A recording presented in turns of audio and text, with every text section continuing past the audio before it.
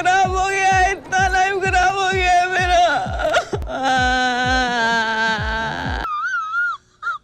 कहना उसे दोबारा मिलेगी तो उसके मुंह पे थूक दूंगा मैं। बेटा फिलहाल तो वो तेरे मुंह पे थूक गई है। चाय पिलाऊं? कल वाली सिंक से निकाल कर पिलाओगे क्या? कल तो तुमने इसको धक्के मार कर निकाला था और चाय ऐसे सिंक में फेंकी थी जैसे शायद इसको कोई अछूत की बीमारी हो।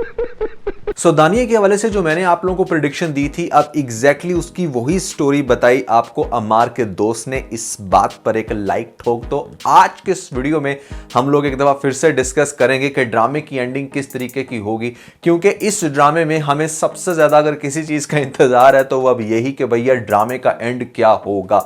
कोई और ऐसी खास बात हमें नहीं नजर आती जिसको बैठकर हम एक पूरी वीडियो के अंदर डिस्कशन करें। सबसे पहले तो आपको दिखाया जाता है यहां पर डिनर नाइट वाला seen all the way straight forward. पहली बात समझ ये नहीं आती कि भैया जहां पर पिछली एपिसोड में मां ने ये बात वाजिया की कि हाँ अगर तुमने उससे मिलना है तो फोन करो, बेटी को कहा कि क्या तुम रिलीजन को नहीं मानती, तुम्हारा तो इस टाइम इद्दत चलने लग रहा है, तो ऐसे केस में भैया आपने कैसे अपनी जवान जहान बेटी को, जिसकी अभी कोई औलाद भी नहीं हुई थी पहले हस्बैंड से, भेज दिया उसको एक नए गैर महरम बंदे के साथ। फिर ये लोग कहते हैं कि हम इनको क्रिटिसाइज क्यों करते हैं। या तो आप रिलीजन को बीच में लेके ना आते, मतलब जैसे चल रहा था उसको चलने देते। अब आपने जब खुद मुंह से बोलकर कहा कि नहीं भाई उसकी इद्दत चल रही है, अगर उससे बात करनी है तो फोन करो, तो फिर बेटी को क्यों भेज दिया रात को डिनर पे?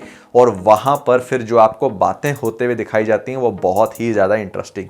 देखो सदफ कल भी गलत बात कर रही थी और इतना सब कुछ होने के बावजूद आज भी गलत बात कर रही है। उसकी जो लाइंस हैं वो बहुत ही ज्यादा लाइक मेल ओरिएंटेड हैं। वो किसी भी फीमेल के मुंह से ऐसी बातें नहीं निकलती कि मेरा रेट क्या कम हो गया या मैं बिक गई। इस तरह की जो बातें लिखी हैं खलील ने इस सदफ कैरेक्टर के लिए वो बिल्कुल भी जस्टिफाइड नहीं होती।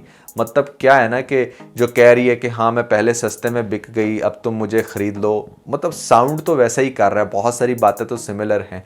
अब इस पॉइंट पर हमारे जो बिलाल ने उसको जवाब दिए हैं ना वो बहुत ही ज़्यादा करारा भी है और यहाँ पर ड्रामे के अंदर थ्रिल भी पैदा करता है। आप एक बात पे थोड़ा सा गौर करें कि यहाँ पर कितनी फजूल बात करती है सदफ के मैं पिघल गई थी चूंकि उसने मेरे लिए जहर खा लिया। वाह भैया वाह। और इसको भी ये कहती है कि अगर तुम भी मेरे लिए थोड़ा सा झूठ का जहर ही खा लेते तो शायद मैं तुम्हारी तरफ आ जाती। बंदा पूछे कि भैया जब उसने जहर खाया था या जब वो तुम्हारी गली में खड़ा रहता था उसने वो सारे हरबे अपना लिए थे, लेकिन तुमने उसको नहीं अपनाया था, तुमने उसको अपने ईगो में अपनाया था। जिस टाइम बिलाल अब्दुल्ला के बारे में तुम्हें यह सुनने को मिला कि हाँ वो तुम्हें किसी भी तरह से खरीदना चाहता है, वो तुम्हें अपनी वाइफ बनाएगा, तो वहाँ पर तुम्हारे इस खोते दिमाग ने तुम्हें यह बताया कि नहीं नहीं इससे पहले कि वो शख्स मुझे ख़रीद ले, मेरे साथ कुछ गलत कर ले, जिसके आगे मैं खुद पेश हो गई थी ये कहकर कि हाँ तुमने अगर मुझे 8 करोड़ का चेक दिया तो मैं तुम्हारे साथ रात गुजारने को भी तैयार हूँ।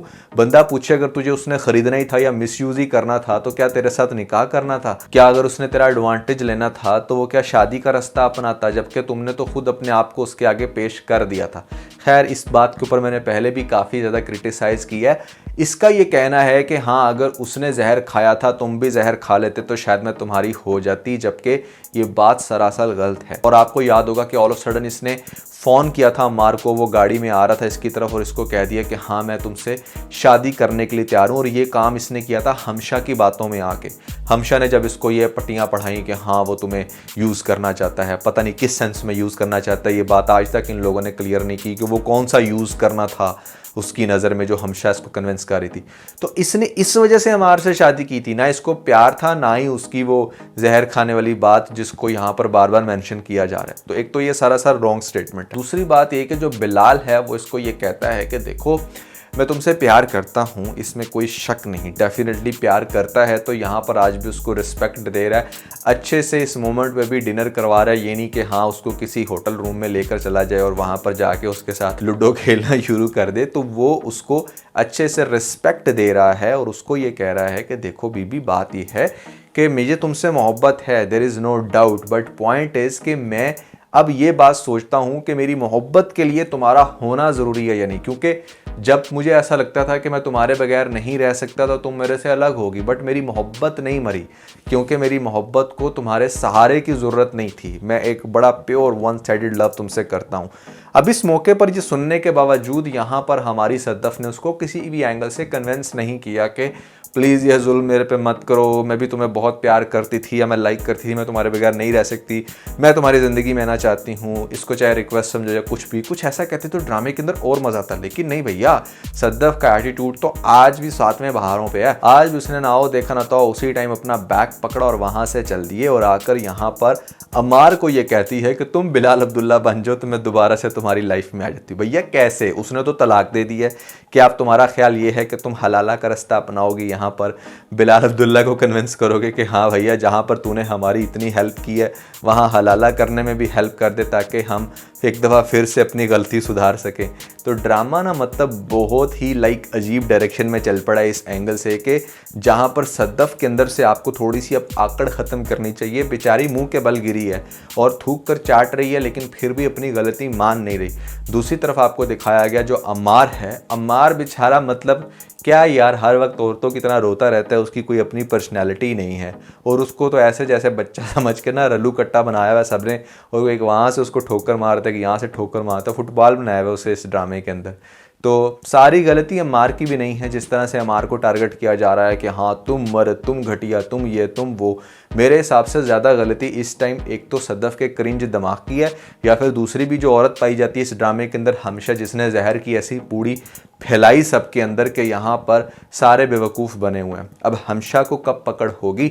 अब आपको दिखाया जाएगा कि अम्मार जब नेक्स्ट डे ऑफिस में जाएगा जाकर हमशा को ये समझाएगा कि देखो मेरे से एक बहुत बड़ी गलती हुई है, मैंने अपने प्यार को ठुकराया था, तुम्हें भी ये मैं कहूँगा कि तुम उस शख्स को मत ठुकराओ जो जिसके साथ तुम्हारी इंगेजमेंट हुई थी और वो जो तुम्हारे आगे पीछे है। तो हमशा के अंदर भी अभी भी अकल नहीं आएगी। हमशा का जो फुली टारगेट है अपने बिलाल अब्दुल्ला पे ही है और उसको तकलीफ़ इस बात की है कि सद्दफ एक दफ़ा फिर से सिंगल होगी और मेरी सारी प्लानिंग होगी या नाकाम। अब इस सारे सिनेरियो के अंदर मतलब आपको जो इंटरेस्टिंग सीन अब टीज़र में भी देखने को मिलता है वो ये कि अगर हमारा जो बिलाल अब्दुल्ला है वो ऑफिस में आता है काम के सिलसिले में तो वो मुड़कर देखता भी नहीं है सद्दफ की तरफ और सद्दफ जो है ना अब उसके पीछे सही मलंग बनने वाली है, पागलों की तरह उसको चेज़ करेगी, डिफरेंट जगह पर उससे बात करने की कोशिश करेगी। बट हमारा बिलाल अब्दुल्ला अपने एटीट्यूड में रहेगा जो कि उसका बनता है। उसने बहुत तकलीफ़ बर्दाश्त की है और सद्दफ को चाहिए कि अपने सारे ईगो एक साइड पर रख के आप बिलाल अब्दुल्ला को ये बात क्लियर करे कि वो उसके बगैर नहीं रह सकती। दूसरी तरफ जो अम्मार है ना, अम्मार को चाहिए कि अब चीज़ें सही करे। मतलब कहने का ये कि गलती तो तेरे से हुई, सद्दफ तुझे नहीं मिलनी चाहिए, that is for sure, but at least तुम अपनी गलती एक्सेप्ट करके आगे बढ़ो।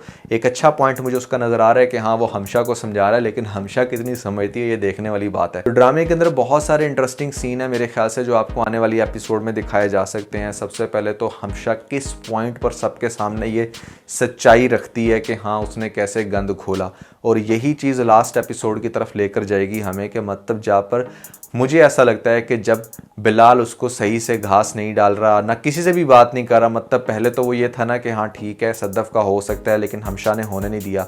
और जब हमशा अपनी पूरी कोशिश कर लेगी और वो ये देखेगी कि हाँ उसका दिमाग मेरी तरफ है ही नहीं, वो बस वन साइडेड लव करता है और वो भी सिर्फ सद्दफ से, तो हो सकता है कि वो किसी पॉइंट पर ये जो राइटर बातें लिखते ना जहर वाली, आपको 2 दफ़ा तो दिखा दी कि इस ड्रामे के अंदर जान से मारने वाली, तो आई एम श्योर कि आपको तीसरी दफ़ा भी दिखाई जा सकती है और वो हमशा के केस में कि हाँ भैया हमशा ने भी कुछ अपने आप के साथ ऐसा कर लिया, हॉस्पिटल में पहुंच गई और वहाँ पर जाके सबके सामने चीख चीख कर बता दिया कि उसने सबके साथ कितना जुल्म किया है। और ख़ास तौर पे बिलाल जो है वो शुरू से सद्दफ को लाइक करता था, सद्दफ के दिल में भी जगह बन रही थी और मैंने दरमियान में आकर ये गंद घोला और जो मिसअंडरस्टैंडिंग पैदा की वो भी वाज़ह करेगी, जिसके बाद हो सकता है कि हमारा बिलाल अब्दुल्ला ये ज़रूरत भी फील करना शुरू हो जाए कि हाँ मेरी मोहब्बत को अब तुम्हारे सहारे की भी ज़रूरत है। क्योंकि जब तक सारे पॉइंट क्लियर नहीं ना होंगे तब तक वो दिमाग क्लियर नहीं होगा और यहाँ पर हो सकता है कि वो अटैचमेंट वापस ना आए जो सद्दफ चाह रही है हमारे बिलाल अब्दुल्ला से। ऑन दी अदर साइड अगर हम क्रिटिक्स को थोड़ा सा गौर करें, यहाँ पर लोगों के फीडबैक को देखें तो लोग बिल्कुल भी नहीं चाहते कि सद्दफ जैसी औरत यहाँ पर बिलाल अब्दुल्ला को किसी भी तरह से डिज़र्व करती है, क्योंकि उसने बहुत बुरे तरीके से उसको ठुकराया था और अभी तक वो अपनी गलती मान भी नहीं रही। और इस सारे माजरे के बाद यहाँ पर जो दानिया गंद घोल कर गई है, क्या उसकी सज़ा कुछ भी नहीं है? क्योंकि उसने भी बहुत गलत किया। स्पेशल आकर आप पाकिस्तान में इतना नाटक करते हो और 2 लोगों की ज़िंदगी बर्बाद कर देते हो, तो उसका भी कोई ना कोई सीन तो आपको दिखाना चाहिए। जिस भी कैरेक्टर ने गलत किया जिस भी तरह से, उसके साथ कुछ ना कुछ अंजाम उसका ज़रूर दिखाना चाहिए। उसको बिल्कुल ऐसे हवा में अकेला नहीं छोड़ देना चाहिए। ड्रामा काफ़ी इंटरेस्टिंग हो रहा है, हो सकता है कि आने वाली एपिसोड में कुछ ना कुछ मज़ीद बेहतरी आए। कुछ स्टैट्स अब हो रहे हैं बेहतर, इसके पास्ट में इन्होंने कोई 8-10 एपिसोड इतनी बोरिंग दिखाई है, मतलब ये ना फॉर ग्रांटेड ले लेते हैं कि अच्छा 8-10-20 मिलियन व्यूज़ आ गए हैं, अब तो लोग पागलों की तरह देखते रहेंगे। जान निसार के केस में भी ऐसे हुआ, स्लो ड्रामा चलाते रहो। लेकिन अब कुछ कांट छांट हो रही है, बोरिंग सीन्स निकल रहे हैं। और सबसे बड़ी जो प्रॉब्लम है जिसकी वजह से ड्रामा काफ़ी इरिटेटिंग है वो ये कि सभी कैरेक्टर्स की टोन एक जैसी है, एक ही तरह से बोलते हैं। ये चीज़ मैं बार बार मेंशन करता रहूँगा by the end of this drama, क्योंकि इसने मुझे भी बहुत ज़्यादा तंग किया। आपको कितना किया कमेंट्स में बताइएगा, और कैसी लग रही है स्टोरी ये भी, और ख़ास तौर पे आने वाली एपिसोड में क्या होगा, अपना फीडबैक कमेंट सेक्शन में लाजमी दीजिएगा। उसके अलावा अगर आप लोगों ने मेरा फीडबैक नहीं देखा जो कि डकी के ऊपर चलने वाले सीन पर है, तो ऊपर आपको लिंक मिल जाएगा, जल्दी इस लिंक पर क्लिक करके वीडियो देख के अपना फीडबैक मुझे ज़रूर दीजिएगा।